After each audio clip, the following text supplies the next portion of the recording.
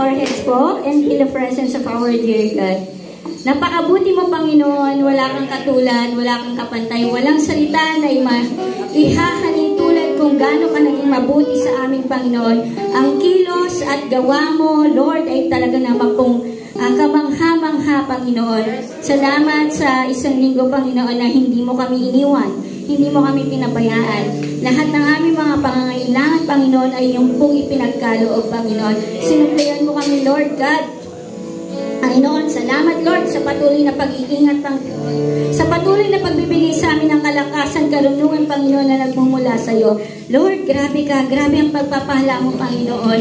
Hindi sukat akalain, Panginoon. Walang sukat paglagyan, Panginoon, ang mga pagpapala mo sa amin, Panginoon. Kaya, Lord, we give you thanks, we give you praises, Panginoon. Sa tanging pangalan mo lamang, Panginoon, aming ibinabalik ng papuri ang pasasalamat, Panginoon, Lord Jesus. Panginoon, sa buhay ni Pastora Edith, Lord God, patuloy mo siyang gamitin, Panginoon. Grabe, Lord God, grabe ka sa buhay niya, Panginoon.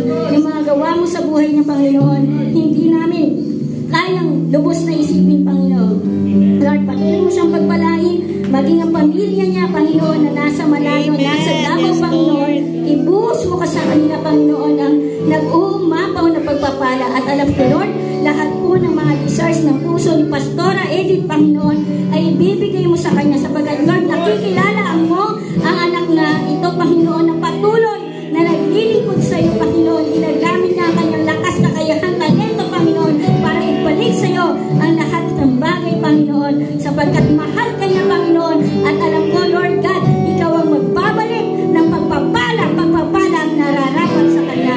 Maging kay Heaven, Panginoon, salamat sa buhay ng batang ito, Panginoon, na Lord, alam ko, may gagawin ka sa buhay ng batang ito, Panginoon, na Lord, inyo pong ipagkaloob sa kanya ang kalakasan, karunungan, kagalingan, Panginoon, at maging mabuting anak siya sa kanyang mga magulang, Panginoon. Lord, alam ko po yung dinidesires ng pamilya ng mga magulang ni Heaven, Panginoon, ay inyo pong papangyarihin sapagkat alam niyo, Panginoon, na ang pamilyang ito ay nagtatapat sa inyo, Panginoon. Maging kay Mary, Lord God, gamitin mo siyang mainam sa iyong gawain, Panginoon. Huwag siyang manghimangot sa paggawa sa iyong, Panginoon. Lord, I pray, Panginoon, na maging mabuting asawa siya, mabuting ama sa magiging anak nila, Panginoon. Lord, I pray, Panginoon, na bigyan mo po siya ng kalakasan, ng karunungan, kagalingan, Panginoon, na maging magampanan niya ang pagiging haligi ng tahanan. At alam ko, Lord,